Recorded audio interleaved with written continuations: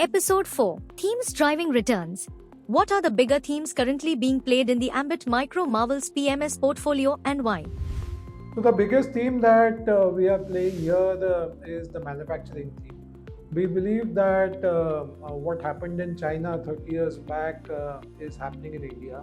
Various instances of that being production-linked incentive, interest, subvention schemes. All of this happened in China 30 years back, and the replica of the same is happening in India now. So 70% of our companies are B2B and hardcore manufacturing. Secondly, the government's focus is to earn a lot of dollars, which is possible only to exports. And if you look at the current trends, we don't believe that dependence on service exports is a good strategy, especially in the world of AI.